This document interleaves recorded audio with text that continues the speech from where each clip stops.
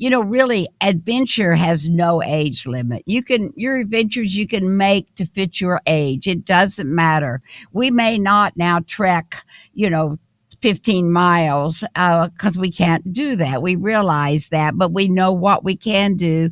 And also, when we're doing humanitarian service, we always feel like service has no borders. You can do that no matter where you are or what you're doing, service to others. And your age really doesn't matter. And Sandy, what do you always say? My advice is get up out of that easy chair. Step out of your comfort zone, make a list, and live. Welcome to Zestful Aging, the podcast where we celebrate aging with vibrance and we defy the stereotypes of what it means to age.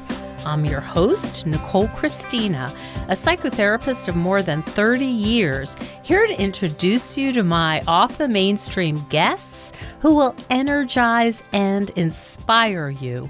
My hope is to create optimism about getting older and help you cultivate zest and joy in this season of your life.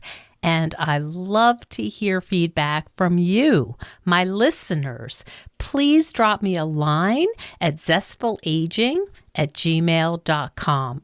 I read every single comment. And to find out more about this podcast, hop on over to zestfulaging.com.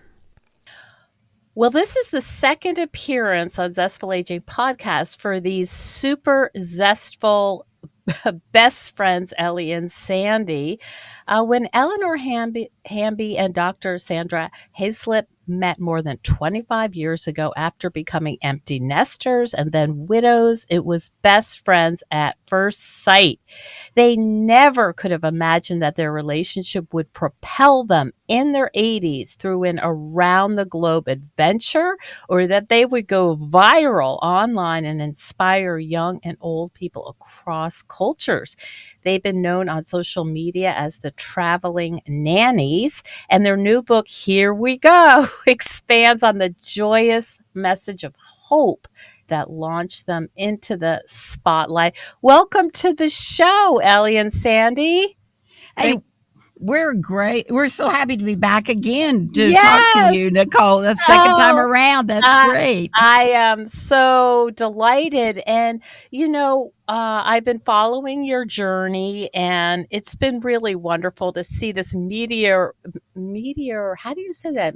Meteoric launch in your popularity and people's awareness of you. I remember back in the day, you were just starting out doing your travels, talking about your missionary work, but now you're a global sensation. How does that feel to be so recognized?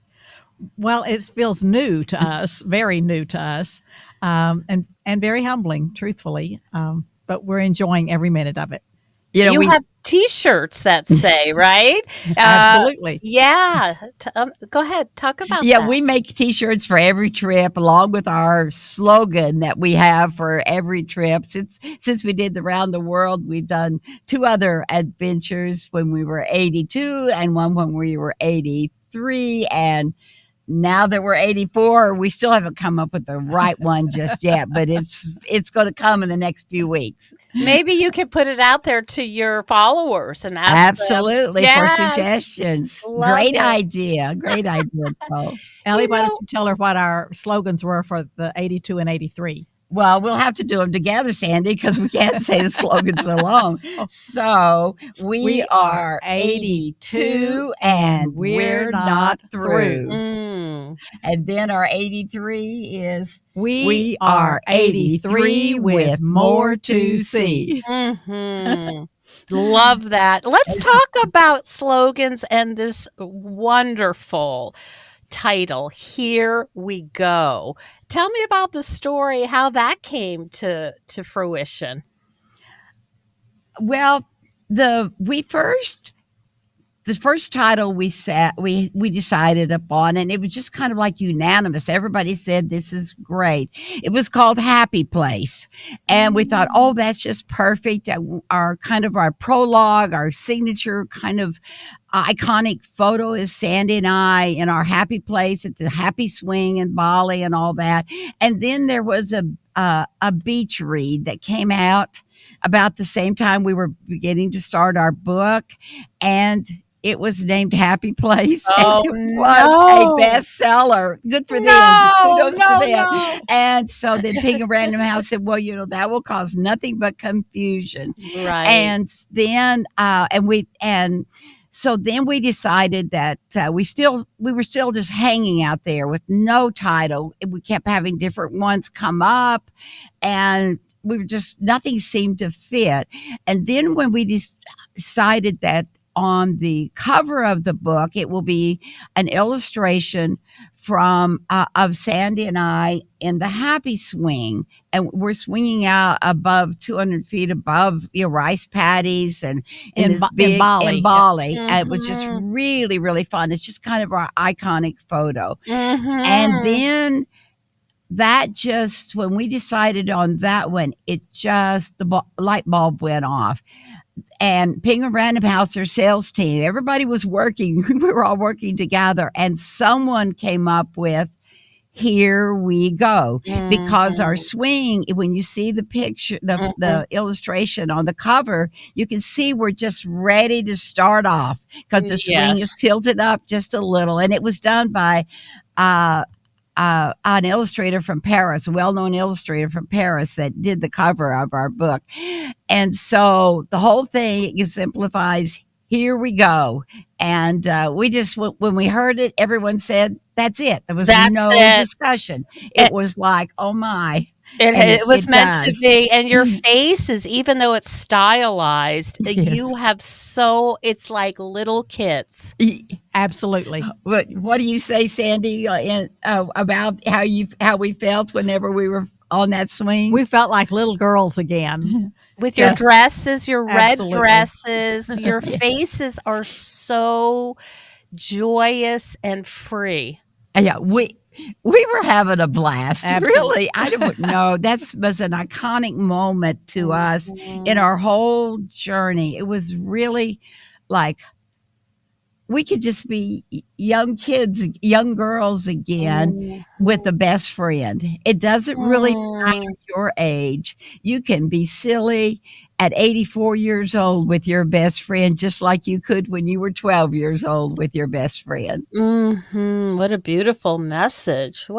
Now, did Random House approach you, or did you think together, hey, we need to write a book about our lives? Oh, no. Random House approached us. It was interesting when after our around the world trip was over, and a couple of weeks later, we received an email from a literary agent in New York City. And she said, I've been reading about you, and I believe this needs to be a book, and I would really like to be your agent. Well, we checked her out, and she was a best-selling agent. So we said, hired. Okay. Now, can you imagine? We were 82 at that point, but two 82-year-old women having an agent. Now, that's just a whole nother thing. And Sandy and I, are we bossy or not, Sandy? A little bit. Yes. And is our agent bossy or not? A whole lot. A whole lot. We laugh because we tell her we're two Texas strong women, and we generally are the boss. And this is the first time in our lives that we've had an agent she's a New York City woman. So you get us together. And so we started writing the proposal for the book.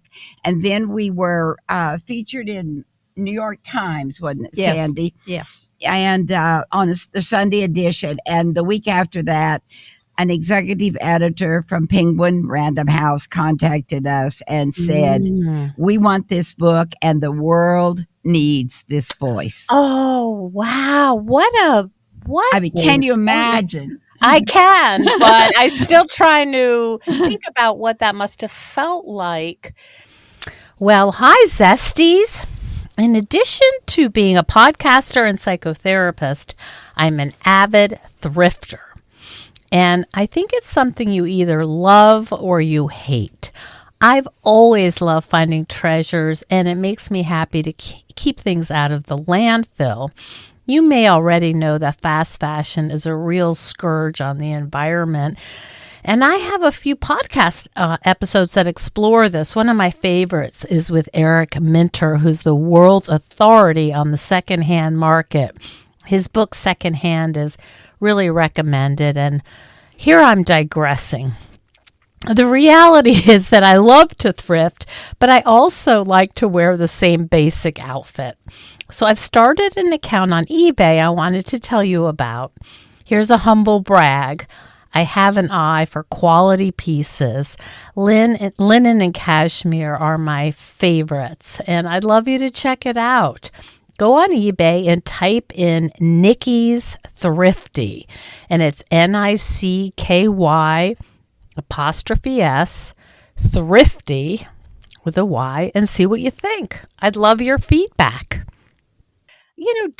And I want to talk about not just your beautiful friendship, and I am such a proponent of women friends. I value them so tremendously, but there's something I think even more substantive here, which is you both live in a way where giving of yourself, of missionary work, of helping others, particularly in Zambia, is profoundly important.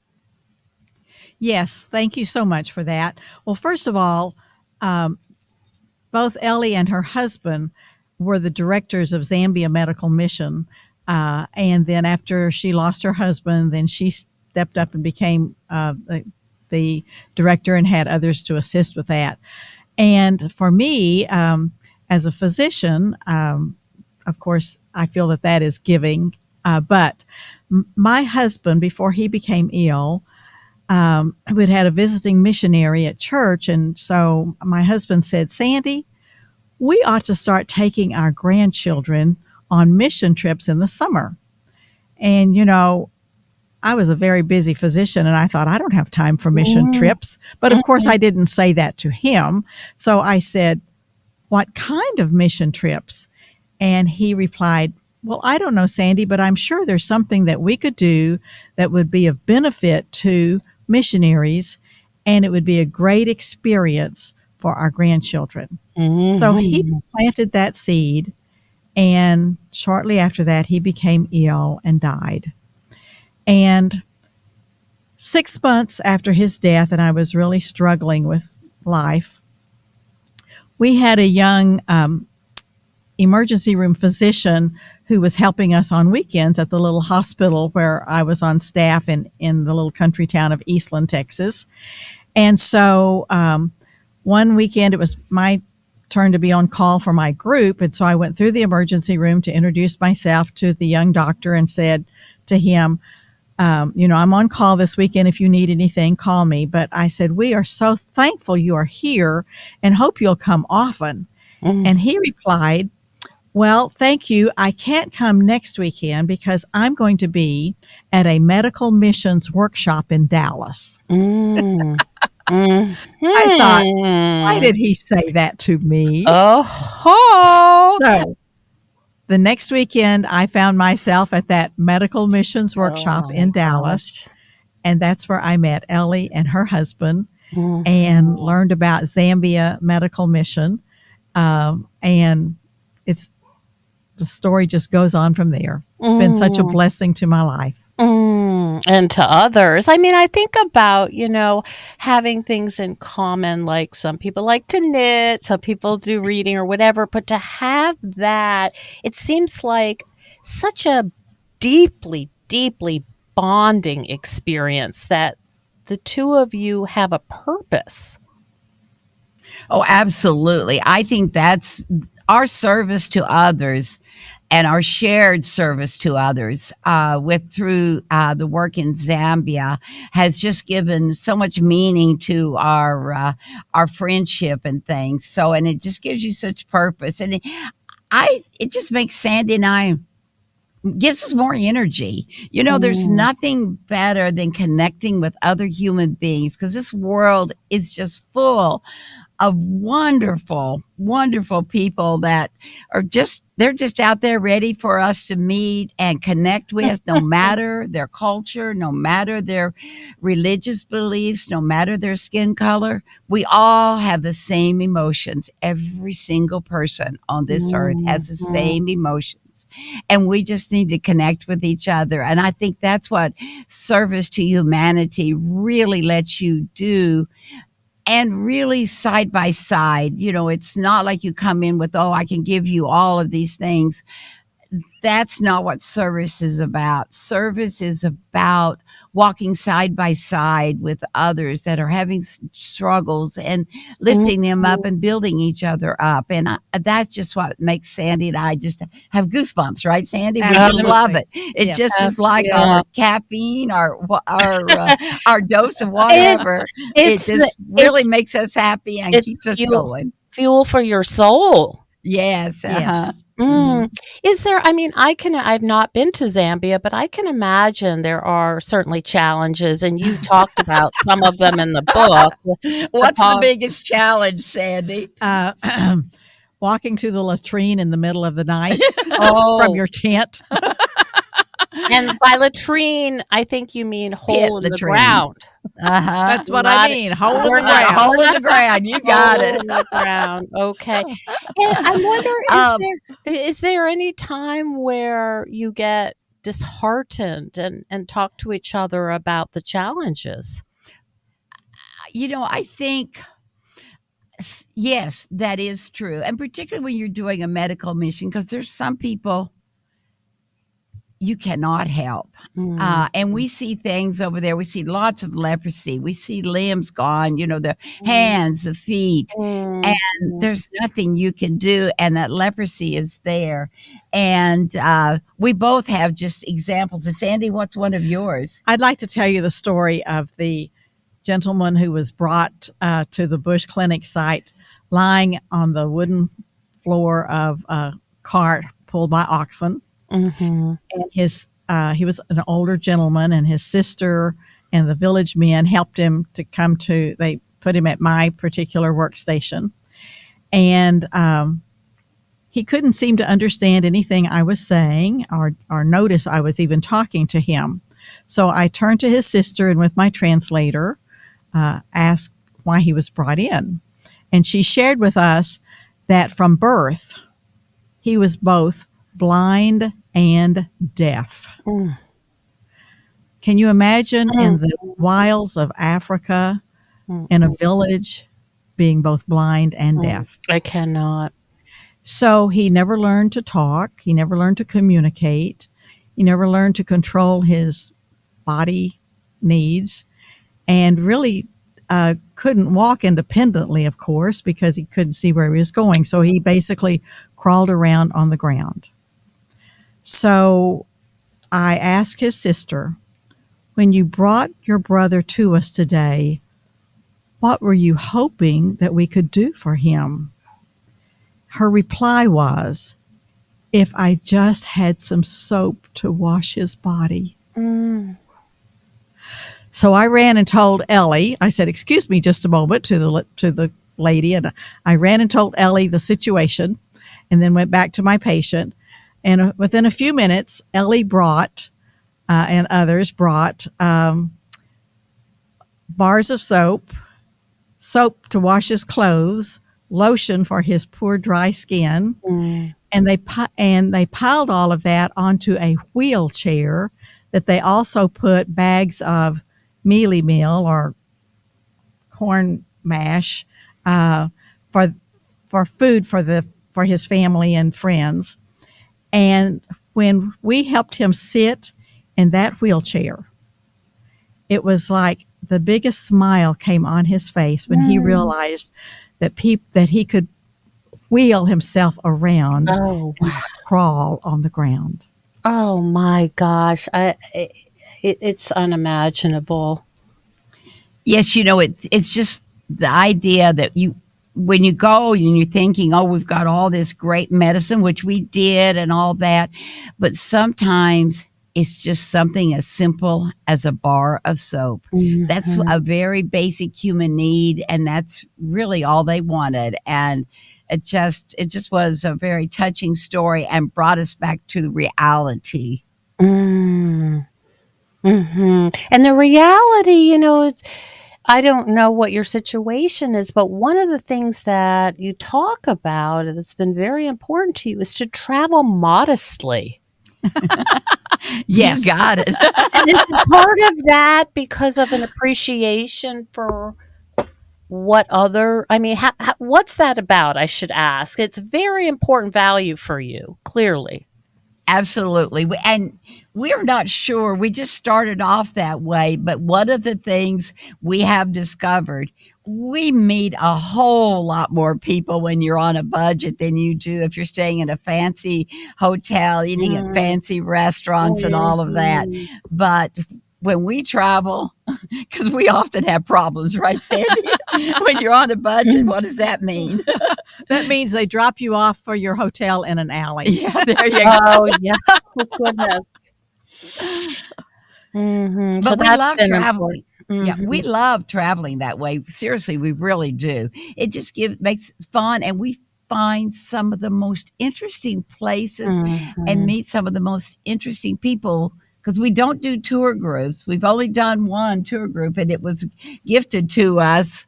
We were on a TV show, and we did that. But we realized when we did that, we only met other tourists and our tour guide. And Yeah. whenever Sandy and I are on our budget, and then things change. Yeah, it's a completely different experience and different Absolutely. goals, Yeah, probably different goals. Yes. it is. It is. So when people listen to this, I'm hoping that they say, wow, that just sounds like a new level of fun. How do I think about picking a compatible traveling partner? Because I have been on trips with friends where we were not on the same page in terms of energy level, in terms of interests. Sometimes you think it's going to be fine, but maybe there's some guidelines that you can give us that we can use to be a little bit more discerning about our travel partners. Well, one of the things you really don't know until you try. Mm. I mean, that is Sandy and I. We got, my husband passed away. In fact, this was about 5 years after Sandy's husband had passed away, and my husband died in a tennis accident, and Oh. was dead within 24 hours of a massive brain hemorrhage. And I was just caught totally unawares, and I was really struggling. And Sandy, about a month afterwards, she had called me previous to that, but then she called me about a month afterwards, and she said, Ellie, I have a deal for you. And I said, what? Anybody calls you and they're not saying, oh, I'm so sorry. How are you doing? Whatever and all that. But it's more like, I have a deal for you. And so my ears perked up as anyone might. And she said, well, I'm opening up my practice. They've asked me to head the geriatric clinic at the local hospital. And, she lives 60 miles away. So she didn't want to, and she didn't want to leave there and move to Abilene. So she said, I need a bedroom. I need a bed 2 nights a week. And she said, if you'll just give me a bed 2 nights a week, I'll take you out to eat. Well, how many years ago was that, Sandy? 25? Yeah, a long time ago. Over 20 years Yeah, ago. over 20 years ago. And, over coffee, right, and working late, Sandy, right? Absolutely. Yes, and just talking to each other, then we realized that apart from our shared love of faith-based service to humanity, we just had a very similar outlook on life. Mm-hmm. But Sandy, are we the same personality? No. No, not at all. I see Sandy's a nice, sweet, gentle one, and I'm this daredevil out here trying this, do this, or running here, there. But so we have very, very different personalities. Mm-hmm. But we did realize by just talking to each other late at night over coffee that we love to travel. And we had both. Yes, Sandy was starting going to other trips to tell them about where you were going, Sandy. Well, our first trip together, though, well, yes, I had taken, besides Zambia medical mission, I took one grandchild to Zambia medical mission every other year, but I have other grandchildren, and I took another one to Russia every other year between Zambia. And then as those two grew up, then I had one that I took to China and Cambodia and Zambia. And then and then other grandchildren that I started taking to Romania. So I was doing all of that, but I just was, it was so fun to talk to Ellie about trips that she and her husband had taken that were off the beaten track. And so I mentioned to her one evening, Ellie, I have always wanted to ride the Trans-Siberian train. Is that something we could do together? So that was our first trip together besides a mission trip. And Ellie, why don't you talk a little bit about that? And actually it was never even in the discussion, do we go first class or second class? It was just assumed we would go second class. Right. Just wasn't even, and that's never even been mentioned. The only time we've ever gone first class, that was on the Gone train or on our Around the World adventure. Because they don't have a second They class. didn't have a second class. And you know what? We didn't meet. We only met people in the dining hall. But I can tell you when we were on that Trans-Siberian second class, we had Russians and Chinese in and out of our compartment all day long, kids out in the halls Sandy was singing to and playing with. And we just had one blast, and we realized, wow, that's when you meet the people, the local people, is when you travel more like the local people do. Did you ever get any pushback or any sort of negative attitude towards being white women from the United States? Well, we never felt like that. No, ever. I think because we were eating ramen noodles just like everybody else, and we were traveling second class just like they were, and we never when we travel, we would never wear or take, and we really don't know too much of that, any fancy jewelry, any fancy designer things. Right. We're not out there to show that. We're Labels. out there just to dress, kind of like everyone else, not to stand out. And I see. And then again, Sandy and I just smile a lot. People ask us, well, can you speak the language? And what do we tell them about the universal language we speak? The universal language is a smile. Oh, so it's like saying, I see you and Yes, I'm ready. I already like you. That's Right. exactly right. It's just amazing what doors a smile will open and what hearts a smile will open. What a beautiful thing. And that has, I just think that we care, showing that you really care. You really want to know all about them, that person. You're not so necessarily want to tell them about how wonderful life is in the United States and all the things that we have. You really want to get to the heart and soul of people and connecting with them on their level, being where they are on their level, just really opens every kind of door and Just every kind of heart. human to human. It's exactly. Yes. And one example is that we try to fit in with a culture where we are. Like when we're in the Middle East, we wear a scarf over our heads because that honors their culture. Oh, that's right. And whatever the local cuisine is, Yeah. we eat it. We don't say, well, don't you have yet such and such that we have in the United States? That's right. How about a No. hamburger? You just do Or that. this hamburger does not taste like the ones we have in the U.S. No. We love to eat the local foods, and Ab- are always asking wherever we go, what's your most popular thing with the locals? Right. Oh, wow. Wow. That's so beautiful. Do you keep in touch with some of the people you've met? Oh, actually, with social media, just is a game changer. Mhm. And yes, we definitely do. The taxi driver and his wife in Santiago, Chile, they follow us on Facebook and make comments and things. And then in India, several people we are still in contact with, but mostly through social media. So you can keep that connection. Yes, absolutely. And is there a particular place you'd love to go back to because it was so life changing?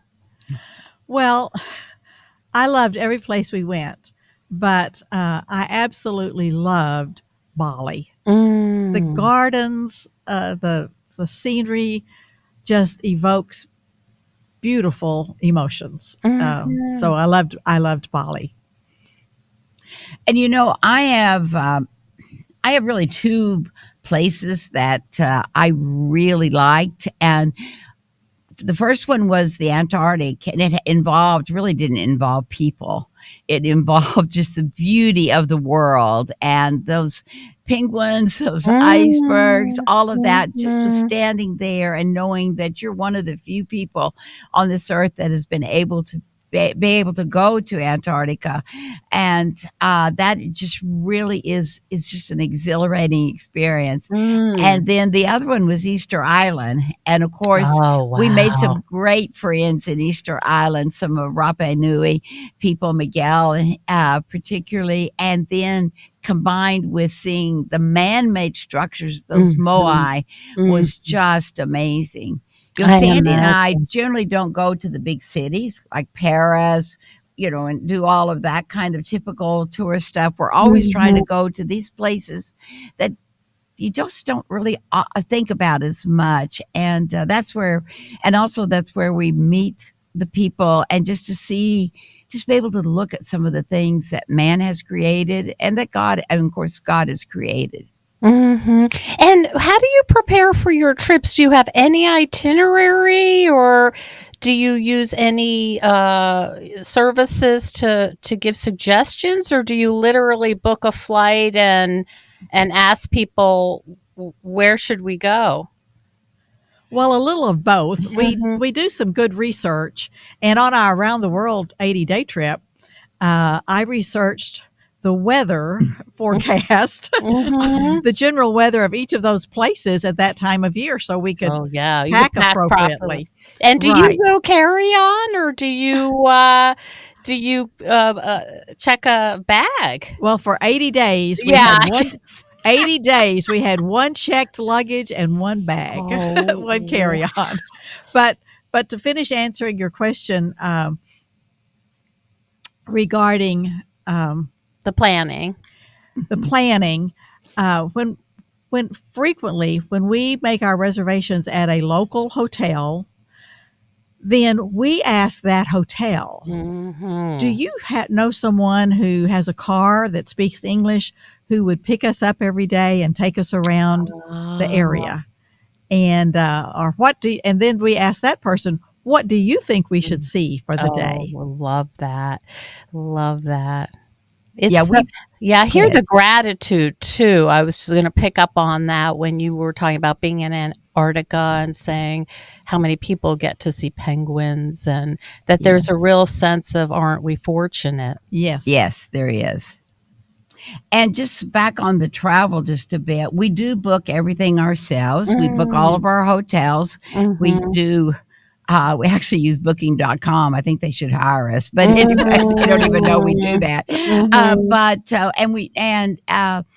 the number one thing we look for first is location, because it's the most important thing when you travel. You have to be staying in a good location, Okay. where you're accessible to things. So while there may be, unless you just want to get away from everything, but generally the location. And so we sort that way. And then we do ratings, because that is huge. If that place has had lots of ratings and they're not that good, we don't stay there.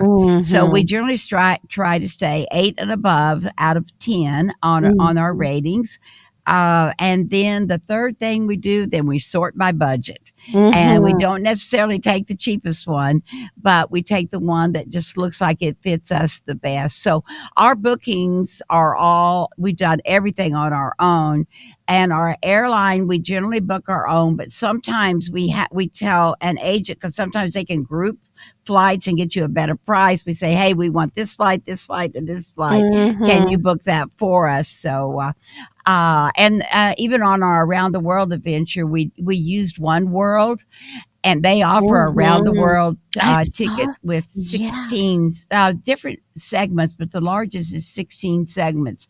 And we basically did it all ourselves. We planned every flight, looking at their rules and regulations, and Mhm. turned it into them. And we only had to change one flight out of Japan. So, we don't really have someone planning for us or suggesting for us, but sometimes we do utilize some good tools, such as Around the World and Booking.com, Yes, and that's other like good to know. Hotel.com Yeah. and things. So So I'm guessing if you're taking a carry-on for most of this, you're washing things in your hotel?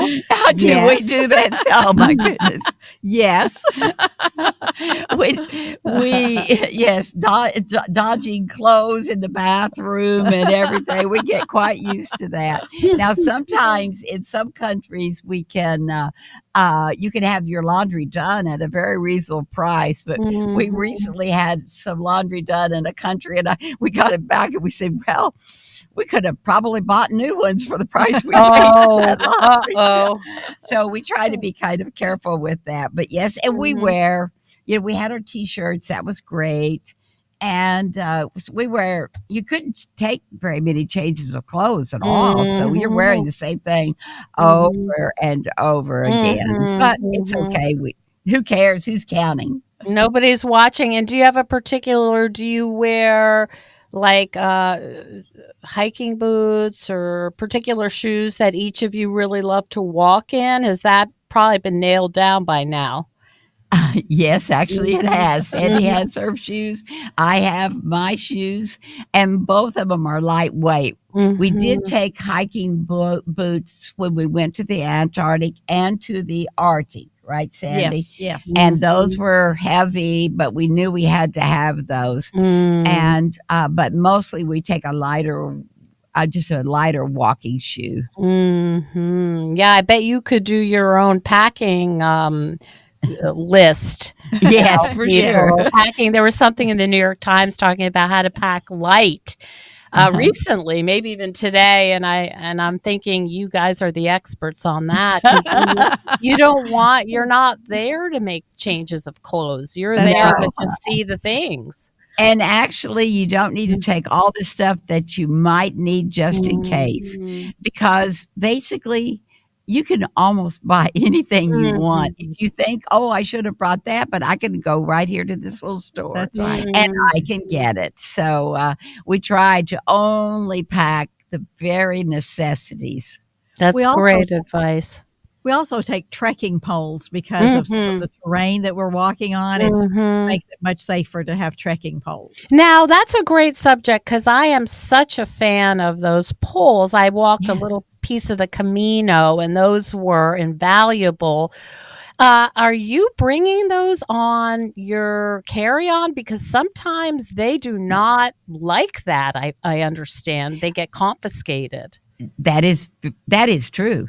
we have to check them in. Now we have collapsible ones, Yes. and they're great, and they would fit in our carry-on, but you cannot put them in your carry-on. You have to put them in a checked piece of luggage. Okay, that's what I thought. That That's has the been one. our Yes. experience. Yes. I think it depends on who you get for an agent.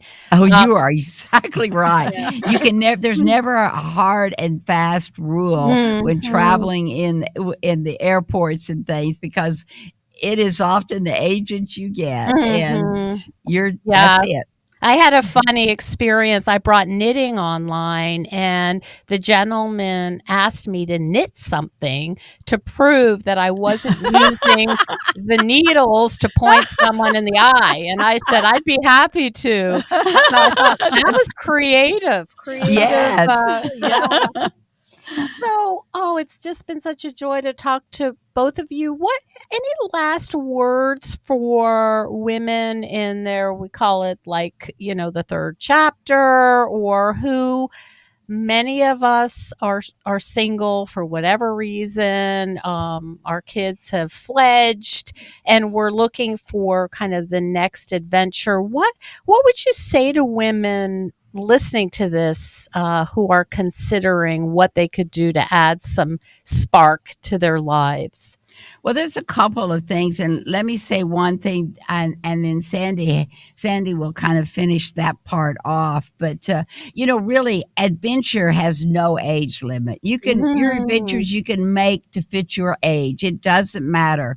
We may not now trek, 15 miles because we can't do that. We realize Mhm. that, but we know what we can do, and also when we're doing humanitarian service, we always feel like service has no borders. You can do Mhm. that no matter where you are or what you're doing, service to others, and your age really doesn't matter. And Sandy, what do you always say? My advice is get up out of that easy chair, step out of your comfort zone, Mhm. make a list, and live.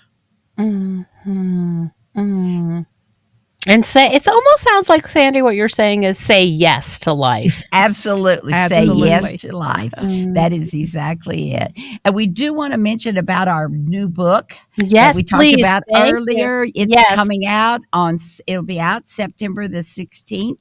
We're very excited. You can find it at all the major book outlets for books.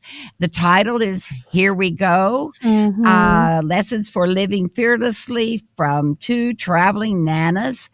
And it's really a book about life, about hope. It's a book about finding a friend, being a friend. And it's a book that to tell people that for people to open their hearts and their minds to there's just a big, vast, wonderful world out there, and it's a world filled with amazing people that we need to connect to, no matter what our differences are, and just say yes to life is really what our book is all about. And you can find it on Amazon, Target, Mhm. Walmart, Books a Million, Everywhere. Barnes and Noble. And then also we have, of course, we're really a very good social media presence. We have Mhm. lots of Instagram followers and TikTok followers. And basically our handle on those and Facebook is at Around the World at 80, and the at 80, the AT is spelled out. So Okay, around that's how the they can world follow us at on 80. our social media and get the latest that's going on. And is 80 spelled out, or is that the 80 is a number. Okay, No, it's 80 is not the spelled out. number. At Around the World at 80. What Yes. a beautiful, not many people can use that hashtag. That's for sure. Not like the original title of your book, right? You got this one all to yourselves. It has been such a delight to speak with you, Ellie and Sandy. I'm so glad we got a chance to catch up. Beautiful book and so inspiring. And I wish you all the luck and congratulations. Thank you so Thank much. you, Nicole. It's been great talking to you. Thank you so much for joining us on Zestful Aging. If you like the podcast, please share it with some of your friends. Our theme song is All I Did Was Wait for You by Kjartan Abel. Visit Kjartan-Abel, that's KJARTAN-Abel, ABEL.com to hear more of Kjartan's work. And our technical director is Stephen Litweiler. And stay tuned next week for another interview with a fascinating and inspiring guest. See you then.